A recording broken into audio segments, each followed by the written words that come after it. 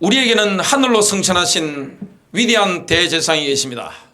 그리스도의 교회는 군대입니다. 여러분, 그리스도의 교회가 군대라는 사실을 아셔야 됩니다. 이 땅에 악한 영들과 싸워서 승리하는 그리스도의 군대가 바로 그리스도의 교회입니다. 주님은 십자가로 승리하셨습니다. 우리도 승리할 수 있습니다. 이미 우리는 승리를 보장받았기 때문에 승리 가운데 들어온 것을 보게 됩니다. 지금 모든 것이 전환되는 전환기인 것을 보게 됩니다. 연기가 바뀌고 있어요. 하늘의 별자리가 바뀝니다. 기후변화가 일어납니다. 코로나19 팬데믹 때문에 지금 전 세계가 바뀌고 있습니다. 교회 흐름이 바뀌고 있습니다. 정치, 경제, 문화가 바뀌고 있습니다. 아이들의 교육 과정이라든지 모든 것들이 다 바뀌고 있습니다. 이 위기 속에서 우리는 하나님의 섭리 가운데 승리를 누리도록 부름을 받았습니다. 얼마나 많은 삶의 고비를 넘기게 됩니까? 연령대가 어려울 때가 있습니다. 그리고 지금이 어려울 때입니다. 많은 분들이 어려움을 겪고 있습니다. 이때 우리가 어떻게 승리하느냐? 저와 여러분이 영적 전쟁 가운데 부름을 받았는데 승리하는 가장 강력한 도구가 뭡니까? 우리의 입술입니다. 우리는 신앙 고백으로 승리하게 됩니다. 승리의 고백으로 승리하는 거요. 어린아이를 할지라도 찬송 부르는 이 찬양을 통해서 둘째 하늘에 있는 모든 어둠의 연계가 깨어지는 것을 누리게 됩니다. 오늘 저와 여러분의 신앙 고백을 통해서 적진이 깨어지게 될 것이고, 오늘 문제가 해결되게 될 것이고, 기도 응답들이 나타나는 것을 경험하게 될 것입니다. 첫 번째입니다. 예수 그리스도의 피로 씻음받고 성령으로 거듭난 사람은 이미 승리를 보장받은 승리자들입니다. 그리스도의 피로 씻음받은 사람들은 하늘의 부르심에 참여한 자가 되었습니다. 여러분, 이스라엘 백성들이 노예였는데 430년 끝날에 나오면서 뭐가 됐습니까? 군대가 된 거예요. 노예 백성이 군대가 된 것입니다. 출애굽기 12장 41절 430년의 끝, 즉 그날이 되었을 때 주의 모든 군대가 이집트 땅에서 나왔더라. 있을 때는 노예였는데 나오면서 뭡니까? 가장 강력한 군대가 된 겁니다. 쉽게 말하면 뭡니까? 전 세계 초인류 강대국, 초강대국이었던 이집트 군대를 뭡니까? 박살내버린 군대입니다. 그 기세가 엄청난 겁니다. 우리가 그리스도의 피로 구속받았는데 왕 같은 제사장으로 바뀐 겁니다. 베드로전서 2장 9절 그러나 너희는 택하신 족속이요 왕 같은 제사장들이요 거룩한 나라요 그의 소유가 된 백성이니 이는 너희를 어두운 데서 불러내어 그의 기이한 빛에 들어가게 하신 이의 아름다운 덕을 선포하게 하려 하심이라. 우리의 정체성이라는 게 엄청난 겁니다. 여러분, 영적 세력이 볼 때 둘째 하늘에 있는 이 사탄의 천사들, 마귀의 군대들이 볼 때 깜짝 놀랍니다.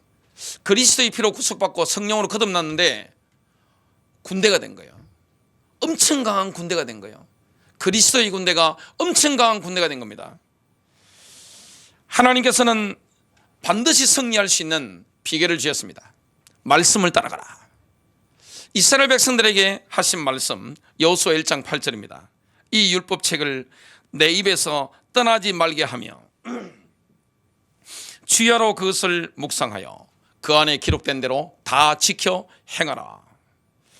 그리하면 내 길이 평탄하게 될 것이요 내가 형통하리라. 신약시대는 주님이 뭐라고 말씀하셨습니까? 성령의 인도를 받으라. 사도행전 1장 8절입니다. 오직 성령이 너희에게 임하시면 너희가 권능을 받고 예루살렘과 온 유대와 사마리아와 땅끝까지 이르러 내 증인이 되리라. 초대교회가 성령이 불이 임했는데 가는 곳마다 이 교회가 확산되어져 나가는 거, 영토가 확장되어 나가는 거 보면 깜짝 놀랍니다. 제가 한번 유튜브를 봤는데 방송을 통해서 초대교회가 확산되어지는 것을 이미지로 이렇게 보여주더라고요. 처음에 어디서 폭발합니까? 예루살렘, 사마리아, 유대 전역뿐만 아니라 이 레반트 지역뿐만 아니라 이 지금 터키가 있는 아나톨리아 반도, 또 그리스가 있는 발칸 반도, 이탈리아 반도, 지중해 전역으로 북아프리카 전역으로 완전 쫙 퍼져나가는 겁니다. 어둠의 권세를 막 파는 성령 능력이 막 나타나는 겁니다. 하나님의 백성들이 싸우는 영역이 있습니다. 그것은 적진에 가서 싸우는 게 아니에요. 안방에서 싸우는 겁니다. 여러분 그 축구나 야구를 할 때 보면 홈 어드밴티지가 엄청납니다. 우리나라 월드컵 때 4강까지 올라간 거 한번 보세요. 이탈리아를 꺾었습니다. 이탈리아 국민들이 그냥 뒷목을 잡았단 말이죠. 그때 막 엄청난 충격을 받았단 말이죠. 그 어마어마한 강대국들을, 축구 강대국들을 대한민국이 이 홈으로 불러들여 가지고 그때 난리 났잖아요. 야, 제가 그때 2002년 월드컵 때 부산에 표를 누가 사주셔 가지고 들어갔는데 열기가 야, 홈 그라운드가 이런 거구나, 안방이라는 이런 거구나. 얼마나 열기가 강한지 몰라요. 운동장 바깥에 그냥 있는데 운동장 안에서부터 막 기운이 막 뿜어져 나오는 거예요. 운동장 안에 들어갔는데 야, 우리나라 붉은색 유니폼을 입은 태극 전사들이 축구를 하는데 황선홍 선수가 첫 골을 넣는 장면을 저는 현장에서 직접 봤기 때문에 잊을 수가 없는 거예요. 저는 그런 데 가면 막 흥분하고 이런 게 원래 없는 사람인데 차분하게 그냥 지켜보고 있는데 그날도 책 보다가 들어간 겁니다. 좌석에 앉았는데 혼자 책 보고 있다가 보고 있는데 갑자기 골 넣는데 다 일어나더라고요. 저도 갑자기 와 일어나가지고 막 한 겁니다. 야구도 보세요. 홈으로 불러들여가지고 응원하는 거 보면 막 엄청납니다.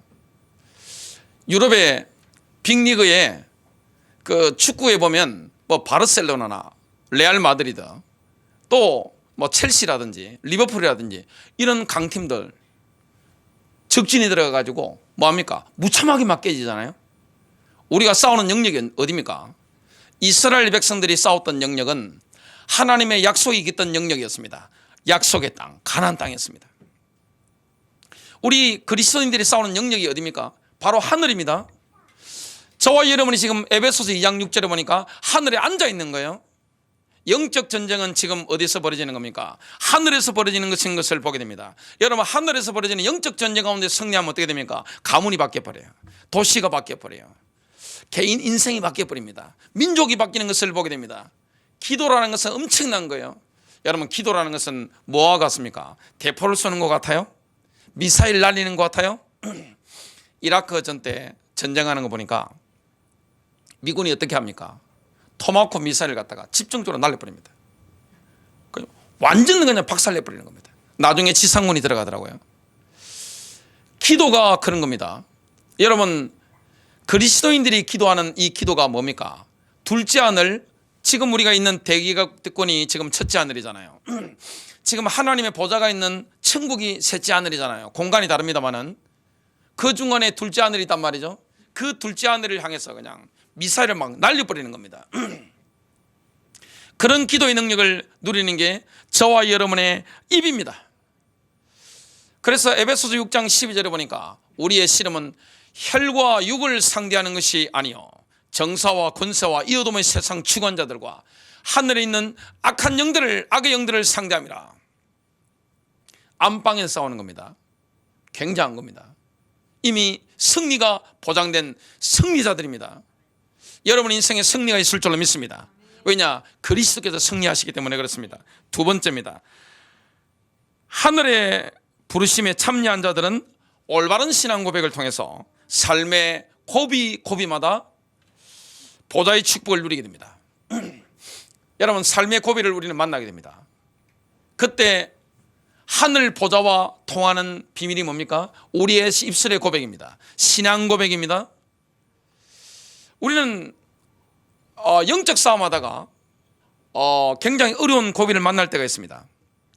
현장에 딱 갔는데 내가 현장에 있는데 내가 본 거, 내가 현장에서 느끼는 거, 내가 현장에서 들은 거, 사실적인 거, 실제적인 거, 이것과 하나님의 말씀 속에서 온 나의 믿음이 이렇게 반대될 때가 있습니다. 그때 뭘 의지해야 됩니까? 인간은 보는 게 너무 중요하잖아요. 듣는 게 중요하잖아요. 맛보는 게 중요하잖아요. 피부로 느끼는 게 중요하잖아요.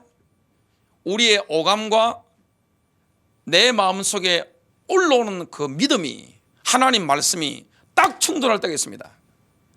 그 상황이 언제 있느냐면 하나님의 사람 모세가 지금 가나안에 정탐꾼을 보내는데 그거는 이스라엘 백성들이 보내자고 해서 보낸 겁니다. 보내는데 12명을 보낸 겁니다. 12명 가운데 10대 2로 나눠진 겁니다. 여러분, 하나님의 나라에서는 민주주의라는 게 사실은 의미가 없는 겁니다. 하나님의 주권적인 인도를 받아야 되는데 약속이 깃든 땅에, 가나안 땅에 12명을 보냈는데 갔다 왔는데 보고가 10대 2로 딱 나눠지는 겁니다. 한쪽으로 싹 쏠려버린 거예요. 10명이 갔는데 40일 동안 자신들이 보는 거, 자신들이 느끼는 거, 현장에서 직접 뭐합니까? 들은 거. 와, 그걸 경험하면서 너무너무 당혹스러운 거예요. 왜냐? 큰일 난 겁니다. 지금 민수기 13장 33절 이렇게 고백합니다. 이렇게 보고하는 거예요. 또 우리가 거기서 거인들을 보았는데, 자이언트죠. 거인들에게서 태어난 아낙 자손들이라. 우리들의 눈에도 우리가 메뚜기들 같았으며 그들의 눈에도 우리가 그와 같았을 것이라 하더라. 이 고백 때문에 200만 명이 넘는 이스라엘 백성들은 영적으로 다 죽여버린 겁니다. 팩트 보고를 한 겁니다. 너무너무 사실적인, 현실적인, 종합적인 보고를 한 겁니다. 10명이 보고하는데 어떻게 됩니까? 200만 명 넘는 이스라엘 백성들은 영적으로 완전 죽어버린 거예요. 보내버린 겁니다. 2명은 어땠습니까? 40일 동안 갔는데 주님 뭐라고 하셨죠? 내가 주는 땅으로 가라. 여호수아 1장 3절에 보니까 내가 이미 주었다. 그 말씀에 의지하여 보는 거, 듣는 거, 느끼는 거, 이걸 의지한 게 아닙니다. 하나님의 말씀을 의지하면서 현장을 보니까 뭐가 달라집니까? 관점이 다른 겁니다. 해석이 다른 거예요. 똑같은 상황을 보는데 해석이 다른 거예요. 똑같은 문제를 보는데 관점이 다른 거예요. 여러분, 믿음과 오감은 관점이 다릅니다. 완전히 다른 거예요. 뭐라고 고백합니까? 이렇게 보고합니다. 민수기 14장 9절, 다만 여호와를 거역하지는 말라. 지금 10명의 팩트 보고를 받고 이스라엘 백성들은 멘탈이 나가버린 겁니다. 지금 또 그 땅 백성을 두려워하지 말라. 그들은 우리의 먹이라. 그들의 보호자는 그들에게서 떠났고, 지금 약속의 땅에 있는 어둠의 권세들을 뭐합니까? 지금 떠났다고 본 겁니다. 영적인 실상을 본 거예요. 여호와는 우리와 함께 하시느니라. 그들을 두려워하지 말라. 하나님의 부르심에 참여한 자들은 영적으로는 모든 축복 다 받았죠. 이미 승리했습니다. 모든 게 다 왔어요. 십자가로 말미암아. 그러나 현실적으로는 어떻습니까? 걱정거리, 근심거리, 염려거리가 사방에서 압박으로 확 다가오고 있습니다. 이스라엘 백성들이 약속 땅에 들어갔는데 너무 위험한 땅이에요. 왜냐? 주변의 강대국들에 비해서 상대적인 후발국가입니다. 여러분, 후발국가라는 건 뭐죠? 회사로 치면 중소기업인 겁니다. 약소국이에요. 지금 메소포타미아와 이집트에, 그리고 아나톨리아 반도에 강대국들이 싸우고 있는데 거기에 약소국이 출현한 겁니다. 또 지정학적인 요충지입니다. 그 말은 뭡니까? 전략적으로 중요하다는 말은 이스라엘 백성들이 정착하게 되는 가나안 땅이 한반도와 똑같은 겁니다. 입장이 뭡니까? 강대국들은 특징이 있습니다. 강대국들은 결코 자기 나라에서 싸우지 않습니다. 왜냐? 황폐화되기 때문에. 자기 나라에서 싸우지 않고 전쟁터를 서로 결정하는데 거기가 어디입니까? 바로 한반도 같은데, 아니면 지금 있는 가나안 땅, 이스라엘 땅 같이 이렇게 충돌하는 중요한 거점이죠. 뭡니까? 너무너무 위험한 땅이에요. 그리고 그 당시 강대국이었던 에집트는 뭐가 있습니까? 강의 유역 면적이 아프리카 대륙의 10분의 1이나 차지하는 나일강이 있습니다. 메소포타미아는 뭐가 그럽니까? 어마어마한 큰 유프라테스 강이 쫙 흐르고 있습니다. 거기에 반해서 약속의 땅에 들어가 보니까 요단강은 조그만해요. 굉장히 작습니다. 제가 가서 봤지만. 그러면서 하늘에 있을 이런 걸 의지하면서 살아야 됩니다. 그래야 과일이 주렁주렁 열리게 되는 겁니다. 약속의 땅에 보니까 비도 의지해야 됩니다. 비가 안 내리면 안 되는 거예요. 이 나일강하고는 완전히 차원이 다른 겁니다. 나일강은 뭡니까? 늘 이렇게 오아시스처럼 쫙쫙 흐르는데 하늘을 바라봐야 되는 겁니다. 그리고 너무 위험한 땅이에요. 이때 하나님의 사람 모세를 통해서 주님이 이렇게 축복합니다. 신명기 33장 25절부터 29절. 내 문빗장은 철과 노시 될 것이니 내가 사는 날을 따라서 능력이 있으리로다. 예수론이요 하나님 같은 이가 없도다. 그가 너를 도우시려고 하늘을 타고 궁창에서 위엄을 나타내시는도다.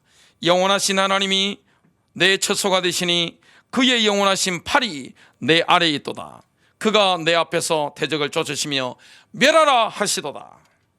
이스라엘이 안전히 거하며 야곱의 샘은 곡식과 새 포도주의 땅에 홀로 있나니 곧 그의 하늘이 이슬을 내리는 곳이로다. 이스라엘이여 너는 행복한 사람이로다.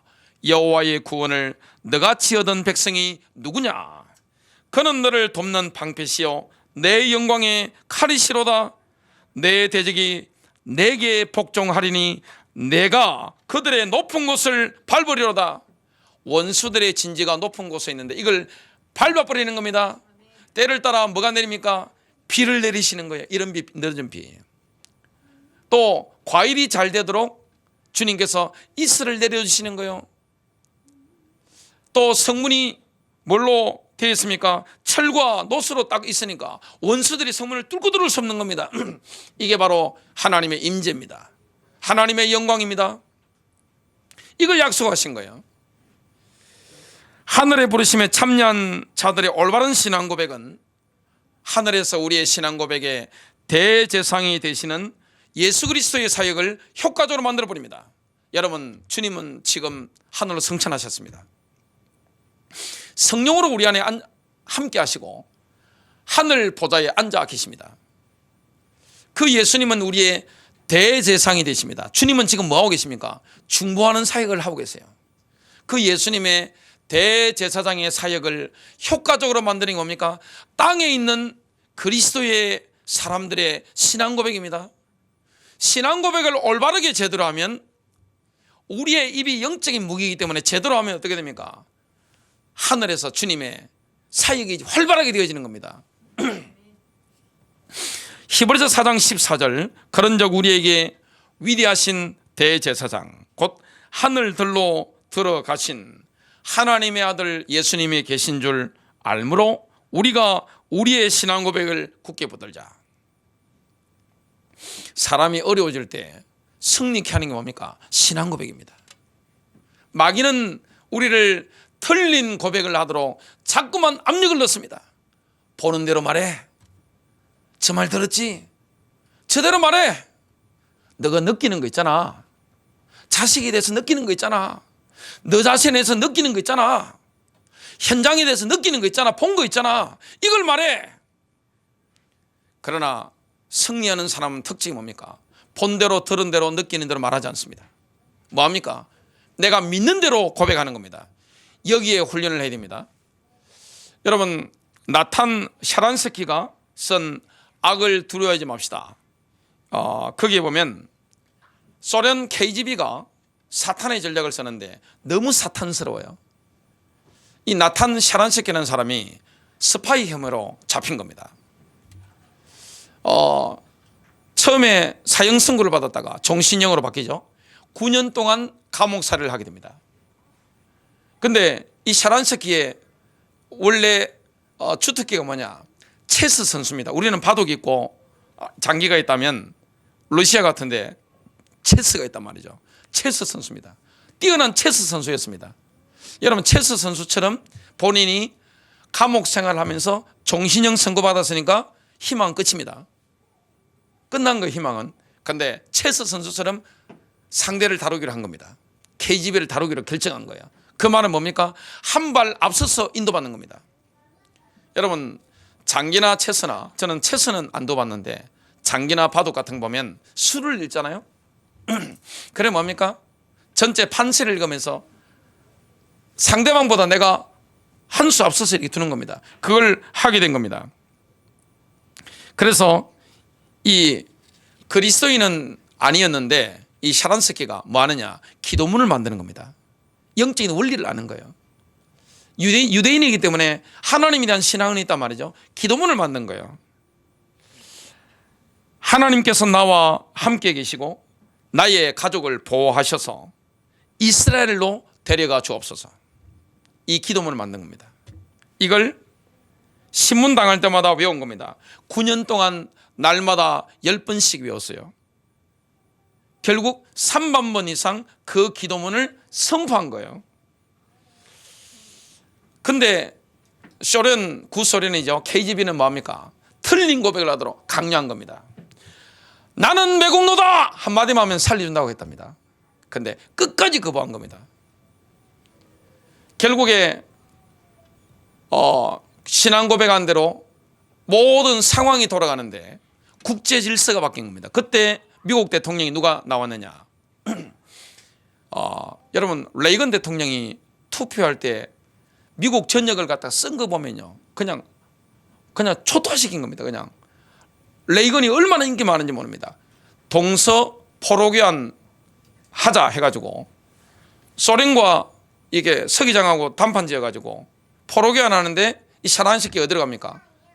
기도 제목 그대로 이스라엘로 이민을 가게 됩니다. 가서 국회의원을 하고 장관을 하게 됩니다.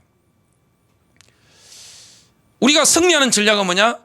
올바른 신앙 고백입니다. 자, 내가 보는 것, 듣는 것, 느끼는 것과 지금 하나님의 말씀이 충돌할 때 있습니다. 맞지 않을 때 있습니다. 그때는 우리는 뭘 믿어야 됩니까? 하나님의 말씀을 믿고 고백해야 될 줄로 믿습니다. 고린도후서 5장 7절, 우리는 믿음으로 걷고 보는 것으로 걷지 아니하노라. 마지막 세 번째입니다. 하나님 하늘에 부르심에 참여한 자들이 들어야 될 깃발은 십자가의 깃발, 말씀의 깃발입니다. 승리하도록 부름받았단 말이죠. 예수님이 승리하셨기 때문에 십자가에서 우리도 승리하는데 우리가 높이 쳐들어야 될 깃발은 뭡니까? 십자가의 깃발이요, 말씀의 깃발입니다. 십자가의 깃발을 높이 드는 것은 예수님의 피가 우리를 위해서 무엇을 했는지를 밝히 알려주시는 하나님의 말씀을 사탄에게 선포하는 겁니다. 그럼 마귀도 할 말이 없어요. 왜냐? 십자가에서 주님이 승리하시기 때문에. 십자가에서 주님이 이런 일을 하셨다, 그 기록된 하나님의 말씀을 사탄을 향해서 합니까? 선포하는 겁니다. 그러면 승리하는 거예요. 요한계시록 12장 11절, 그들이 어린 양의 피와 자기들의 정언의 말로 그를 이겼으며 그들은 죽기까지 자기 생명을 사랑하지 아니하였도다. 마귀가 하다가 안 되는 사람이 있습니다. 뭡니까? 생명을 내놓은 사람. 영적 싸움하는데 생명을 내놓은 사람. 그리고 뭘로 이깁니까? 정언의 말로 이기는 겁니다. 신앙 고백으로 이기는 거예요. 여러분, 우리의 입술이라는 게 올바른 신앙 고백할 때는 십자가의 깃발을 높이는 것과 같습니다. 예수님이 십자가에서 상처를 입으심으로 우리는 치유를 받았습니다. 예수님이 우리의 죄를 지고 죄가 되심으로 우리는 예수님의 의로움으로 의로워졌습니다. 마치 한 번도 죄를 지은 적이 없는 것처럼 우리의 과거는 완벽하게 지워진 줄로 믿습니다. 예수님이 십자가에서 우리 대신 저주받으심으로 우리는 아브라함의 복을 선물로 받았습니다. 아브라함의 복이 뭡니까? 성령의 선물입니다. 저주는 끝나버린 겁니다. 성령이 우리 안에 오셔서 모든 복을 누리게 만드는 거예요. 모든 영역에 있는 복을 누리도록 성령께서 우리를 이끌어 가시는 겁니다. 또한 말씀의 깃발을 모세가 지팡이를 들었던 것처럼 높이 들면 성경의 무한한 잠재력을 누리게 됩니다. 여러분, 성경이라고 하는 것은 초자연적인 체입니다. 이 초자연적인 체, 제가 무속인들 복음 전하고 그분들이 그리스도교에 돌아오니까 찻대기로 이렇게 그 있는 거 다 버려야 되잖아요. 트럭을 불러가지고 무속인들 이 집을 치우게 됩니다. 그분들 이제 시달리는 게 싫고 이제는 예수를 믿겠다, 내가 하나님의 자녀로서 내가 이제는 오직 그리스도의 군사로 인도받겠다 결단했기 때문에 다 치우는데 보면 제가 제일 관심 있는 게 뭐냐면 저는 책입니다. 다 버린다고 하니까 뭘 내가 볼만한 책이 있는가 싶어가 이렇게 그저 이렇게 본단 말이죠. 트럭으로 실어보는데 그 중에 책도 있으니까 쭉 보니까 한결같이 읽을 책이 없는 겁니다. 다 무속인이 보는 책은 초자연적인 책이더라고요. 그런 책을 집에 소장하고 있으면 악령의 통로가 되는 겁니다. 그 영적으로 전혀 도움이 안 되는 거예요. 그래서 그 뭐 1,000원짜리 10,000원짜리까지 싹 다 제가 다 버려버렸습니다. 그 귀신들 막 붙어 있으니까 막 다 버려버린 거예요. 성경도 초자연적인 책입니다. 구약에는 선지자들이, 하나님의 사람들 왕들이, 신약에는 거룩한 사도들이 성령의 감동을 받아서 기록한 책입니다. 영감을 받아 기록한 책이기 때문에 이거는 하나님의 말씀이 됩니다. 이 하나님의 말씀을 우리가 선포하는 것은 뭡니까? 말씀의 깃발을 높이 드는 것인데 성경의 초자연적인 능력을 풀어놓는 거예요. 여러분 가문 위에 풀어놓으시길 바라고, 민족 위에 풀어놓으시길 바라고, 말씀을 내 미래에 풀어놓으시길 바라고, 말씀을 내 건강 위에 풀어놓으시길 바라고, 말씀을 나의 자녀 위에 풀어놓게 되시길 바랍니다. 초자연적인 능력이 나타나는 거예요. 모세가 하나님의 개입의 시간표가 되면, 그 타이밍이 되면 여지없이 지팡이를 들었던 것을 보게 됩니다.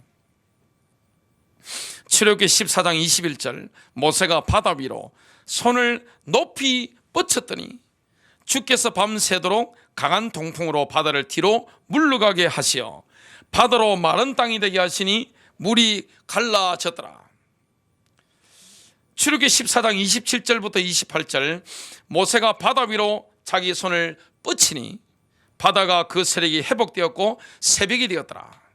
물이 되돌아와서 파라오의 모든 군대를 덮으니 그들 중에 한 사람도 남지 않았더라. 우리가 우리의 구체적인 상황을 만날 때 말씀을 선포한다, 말씀을 고백하는 것은 엄청난 비밀이 됩니다. 하나님이 말씀하시는 것과 똑같은 성령 역사가 일어납니다. 성령을 의지해서 우리가 말씀을 고백할 때 이사야서 55장 10절부터 11절입니다. 이는 비와 눈이 하늘로부터 내려서 거리로 되돌아가지 아니하고 땅을 적셔서 소출이 나게 하며 싹이 나게 하여 파종하는 자에게는 종자를 주며 먹는 자에게는 양식을 줌과 같이 내 입에서 나가는 말도 이와 같이 헛되이 내게로 되돌아오지 아니하고 나의 기뻐하는 뜻을 이루며 내가 보낸 일에 형통함이니라. 이 고백을 하면 어떻게 되는지 아세요? 성령의 기름 부으심이 쫙 임합니다. 어둠의 권세가 확 떠나가 버리는 거예요. 십자가의 깃발, 말씀의 깃발을 높이 들면 사탄이 공격하는 모든 분야의 흑암 세력이 확 떠나가 버립니다. 예수 그리스도께서는 지금 이 시간 우리를 향한 깃발을 들고 계십니다. 그 깃발은 바로 사랑입니다. 내가 너를 사랑한다. 내가 너희를 사랑해.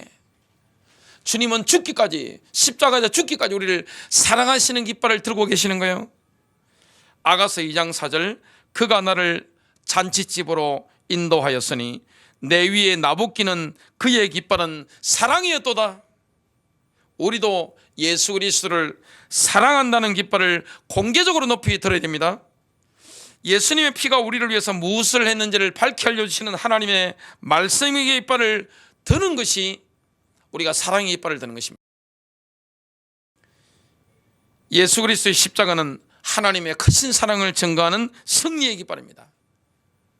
오늘 그 깃발을 들 때 어둠의 권세를 막 떠나가는 거예요. 갑자기 문제가 해결되는 거예요. 기도 응답이 오는 거예요. 도저히 매듭이 묶여가지고 풀리지 않는데 이 말씀의 깃발을 높이 들 때, 십자가의 깃발을 높이 들 때 어떻게 됩니까? 풀어지는 역사가 일어납니다. 왜냐? 이 성경은 초자연적인 책이기 때문에 그렇습니다. 초자연적인 성령의 역사가 일어나는 거예요. 아가서 6장 4절입니다. 신랑이신 그리스도께서 신부인 교회를 칭찬하시는 장면이 나옵니다. 오 나의 사랑아, 너는 깃발들을 든 군대처럼 위엄이 있도다. 너는 깃발들을 든 군대처럼 당당하구나. 우리가 주님을 사랑한다는 깃발을, 십자가의 깃발, 말씀의 깃발을 당당하게 들여야 됩니다. 이때 뭐가 따라갑니까? 어둠의 권세는 파쇄되는 거예요. 둘째 하늘에 있는 어둠의 권세가 파쇄되는 거예요. 연결을 뚫어버리는 것입니다. 하늘을 뚫어버리는 거예요. 문제를 돌파해 나가는 겁니다. 결론 맺습니다. 하나님은 우리의 방패가 되십니다. 영적 전쟁인데 우리의 방패가 됩니다. 그게 방패라는 것은 뭡니까? 하나님의 임재입니다. 여러분, 하나님의 임재 가운데 날마다 누리시길 바라고, 순간순간 상황들을 만날 때마다, 삶의 고비를 만날 때마다 내가 사용해야 되는 초자연적인 무기가 뭡니까? 바로 말씀을 고백하는 겁니다. 십자가의 깃발을 높이 드는 거예요. 말씀의 깃발을 높이 드는 겁니다. 초자연적인 역사가 일어납니다. 순간적으로 초자연적인 성령의 개입이, 하나님의 개입이 막 나타나는 거예요. 승리가 있기를 주님의 이름으로 축복합니다.